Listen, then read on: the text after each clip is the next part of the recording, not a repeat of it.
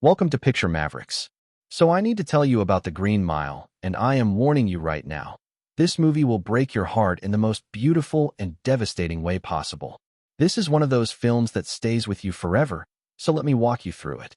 The movie takes place in 1935 at Cold Mountain Penitentiary in Louisiana, and our narrator is Paul Edgecombe, who is the head guard on death row, which is called the Green Mile, because the floor is green linoleum, and it is the last walk these condemned men take before their execution in the electric chair. Paul is a good man. He treats the prisoners with dignity and respect even though they are on death row, and he has a team of guards who mostly feel the same way. There is Brutus, who everyone calls brutal, but he is actually gentle. There is Dean and Harry, and then there is Percy Wetmore, who is the opposite of everything Paul stands for.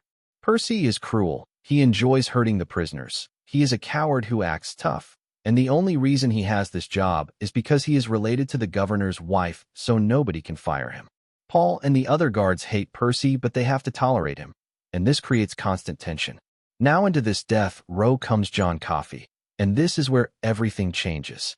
John Coffey is this massive man. He is huge, over 6 feet tall, incredibly strong, and he has been sentenced to death for the rape and murder of 2 young girls.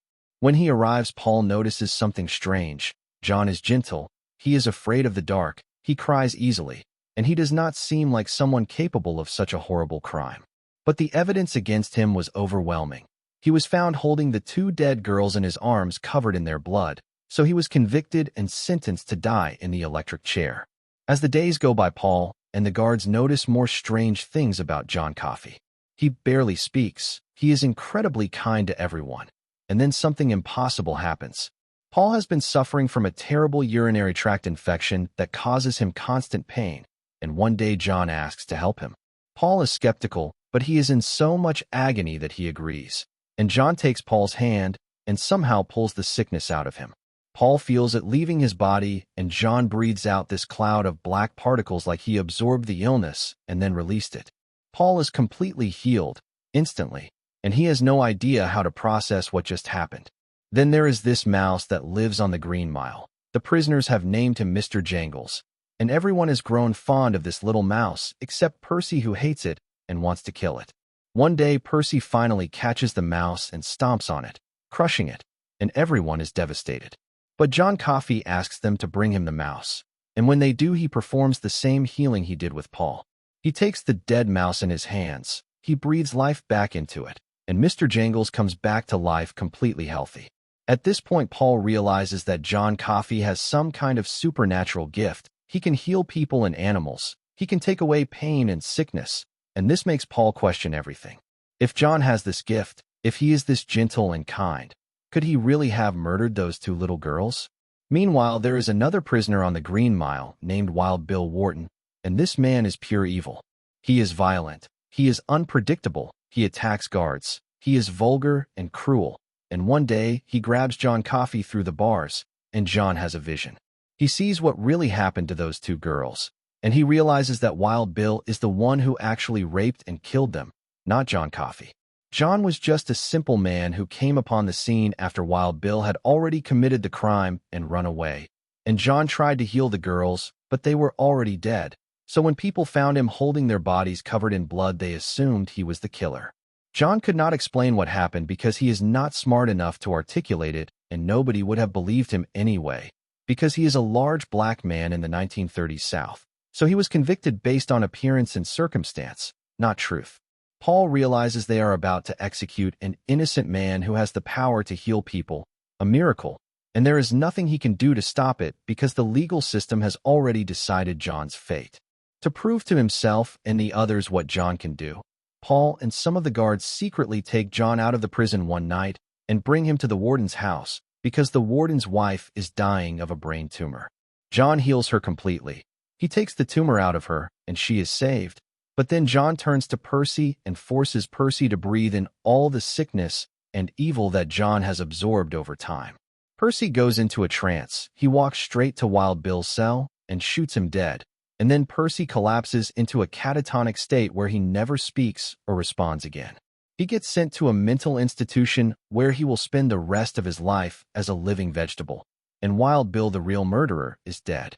Justice in a way has been served, but John Coffey is still scheduled to die. Paul goes to John and tells him they know he is innocent.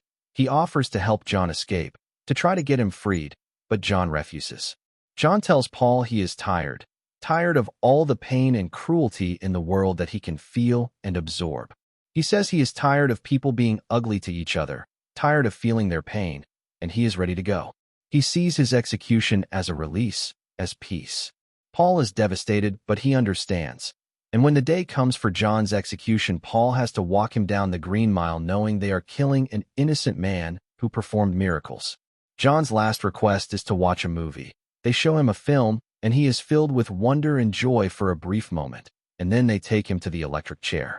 Paul has to put the hood over John's head, and John asks him not to because he is afraid of the dark. So Paul leaves the hood off, which is against protocol, but he wants to give John this one small comfort. They execute John Coffey, and Paul has to live with the knowledge that he participated in the murder of an innocent miracle worker. But here is where it gets even more profound.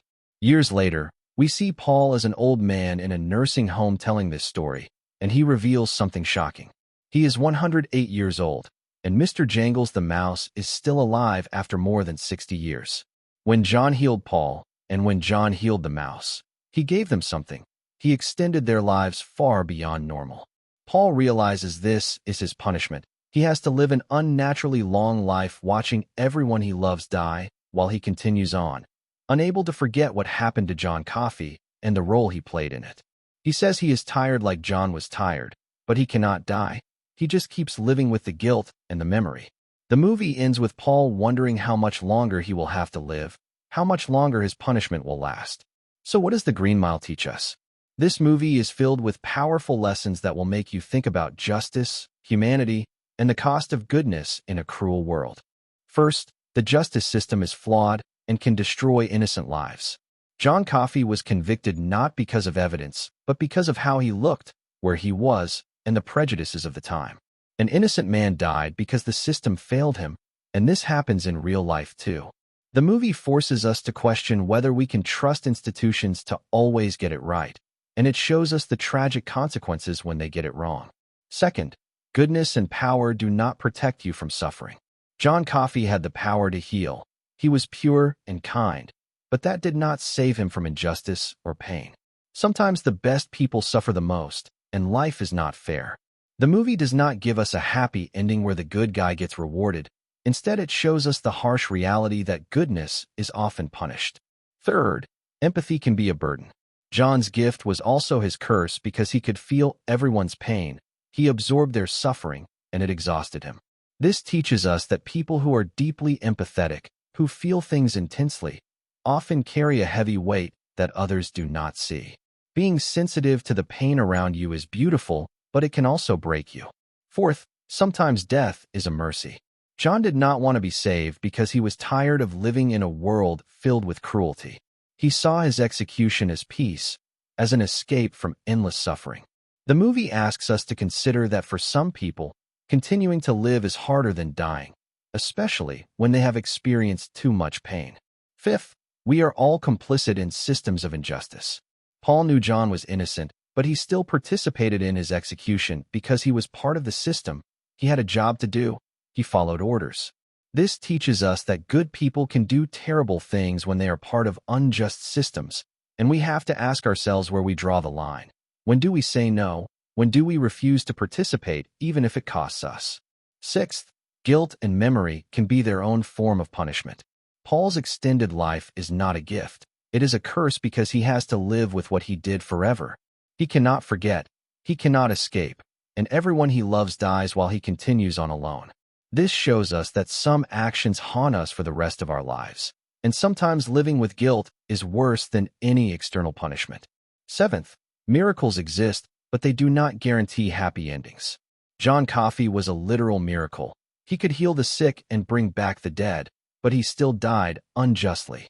The movie is not about faith being rewarded. It is about the tragedy of goodness being destroyed by human cruelty and systems that do not recognize or protect what is sacred. Eighth, cruelty is a choice, and it defines us. Percy chose to be cruel. He enjoyed hurting others, and that choice made him a villain even though he wore a guard's uniform. Wild Bill chose violence and evil, but Paul and the other guards chose kindness and dignity. The movie shows us that in any situation we have a choice about how we treat others, and those choices reveal who we really are. And finally, bearing witness matters.